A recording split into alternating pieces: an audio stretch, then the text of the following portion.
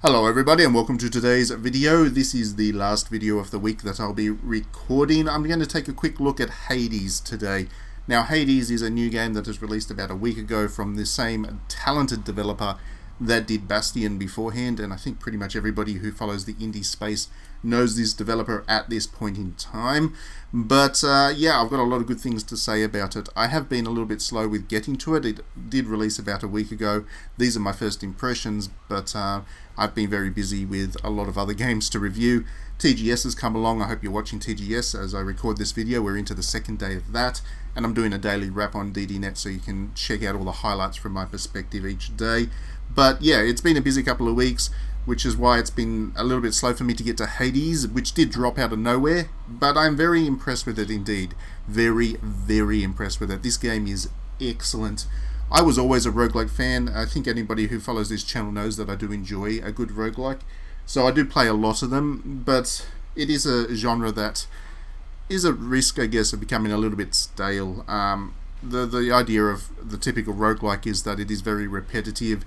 You die, you go through random levels, you get to the same point, hopefully you make it a little bit further, you die again, and there's usually some kind of progression system that applies across all the runs, so you do slowly, incrementally get a little bit further into the game each time.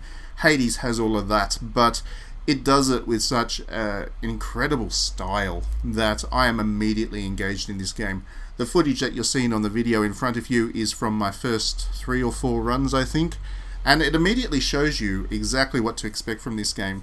So the first time I got to a boss character, you'll see them in this video at some point. I lose to them quite badly. I really struggle against them with a sword. But immediately afterwards I unlock a bow and arrow, and I go into the dungeon to try again using a different weapon this time around, and I do find that boss enemy very easy the second time around. You'll also see me beat them in the video. That happens within the first maybe 2 hours of play. Most people will be able to get to the boss fairly quickly, that first boss, and I would imagine that they will struggle and probably lose to that boss using the sword, but then they will unlock the bow and arrow, and they will find it easier the second time around. So it's a very clever way for the game to introduce you to its core mechanics, and if you're not that familiar with roguelikes, it gets you familiar with the idea of how roguelikes operate nice and early and nice and comfortably, so you don't feel like it's overwhelming. One of the things that I know a lot of people struggle with the roguelike as a genre is that it can be very intense if you're not that familiar with the genre, because the idea is that you will lose, and typically with video games you don't expect to lose, to then to have to change your mindset and your approach to how to play through those games is a difficult challenge for developers to grapple with without compromising the roguelike quality of it for the hardcore.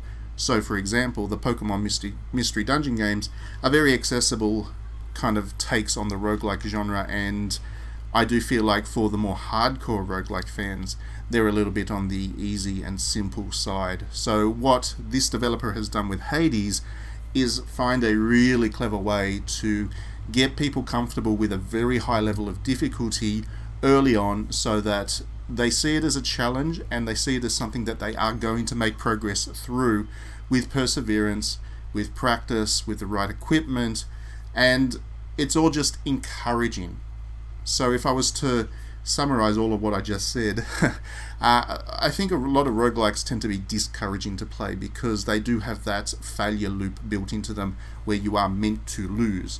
And for a lot of people, the idea that you are meant to lose in a game can be disheartening to the point that they give the game up and they don't then enjoy it or other roguelikes. This game is much more uplifting in the way that it does it, and it's encouraging and it's inspiring, and you just want to give it another go. It is excellent. It plays so nicely. And if the gameplay was the only good thing about Hades, that would be one thing. I would still wholeheartedly recommend it, but it's not the only good thing about it, and that is why I'm so enthusiastic about this game. It is gorgeous for a start. You can see that from the video. The quality of the art, the quality of the animation, the enemy designs, all of these things are just beautiful. This developer, because they are the developer behind Bastion, has always had a real sense of depth to their art. A lot of indie games especially kind of the isometric top-down ones that often use pixel art. This one doesn't use pixel art, but a lot of those kind of indie games in that space, in that roguelike space, are quite minimalist in their approach, or at the very best, they have a level of detail, but it is just it is kind of a facade. The developer will put detail in a way that it makes it looks like the environment is kind of deep and complex, but after a while of playing, you start to realize that it is all quite artificial, and it is done in a way that is kind of deceptive to the player to make them feel like there's more to the art and to the game than there really is.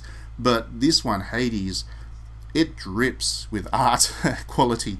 Just everything, every pixel on the screen is just meticulously detailed and quite deliberate. Another big problem that a lot of people have with the roguelike is that because it's randomized, there's no level design in it. And because there's no level design in it, because the developer can't anticipate how the game will generate its levels and stuff, it can become quite repetitive, monotonous, and dull to explore through. But this game, it feels like it's not randomized at all. It feels like it's kind of crafted very carefully to give players a very specific experience. And I think another big part of that, another reason that it feels very, very finely honed and very deliberate, is the soundtrack. And music has a big role to play in video games that is often overlooked. And really good soundtracks they get into your soul, and they make you feel the game more than you consciously recognize the impact that the music is having on you. Hades is a really good example of this. So when you listen to the music in isolation, it has this kind of deep, rhythmical samba style beat. It's got a very earthy a very specific rhythm to it. And samba is a dance, obviously. And the samba beat is designed to be accompanied by movement. What I found with this game is that, without even really realizing it, I was moving the way that the music was telling me to move as well. This game is very active. It encourages you to duck and dive around the place. If you stand and deliver, you're going to lose very quickly. You need to be very mobile. You need to time your attacks based on what your enemies are doing, and so on and so forth.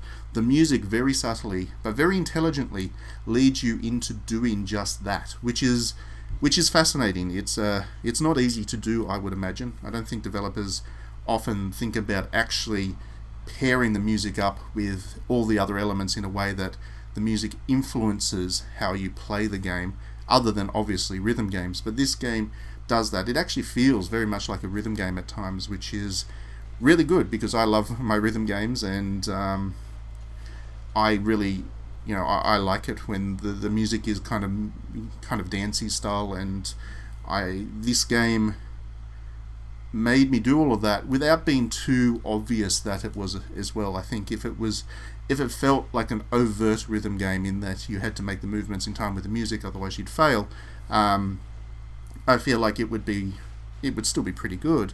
But the way they've done it here, that you don't even really recognize what you're doing, but you are playing the game in the rhythms of it to the music, is just really inspired stuff. So it's amazing game on so many levels. There are just so many different ways you can look into it, and this is just my first impressions. Once again, I'm kind of stuttering over what I'm saying as I talk about this game because I haven't had that much experience with it. I've only played it for about 2 hours.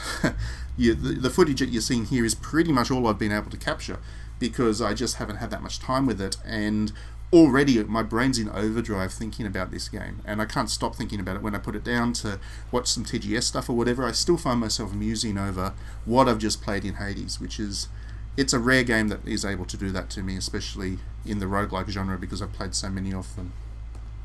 Now, on top of all of that, which I haven't even explored yet, but I'll have to do that in my review because I'm running out of time in this video, there is some amazing use of Greek mythology in here. All the gods show up. They have these great personalities.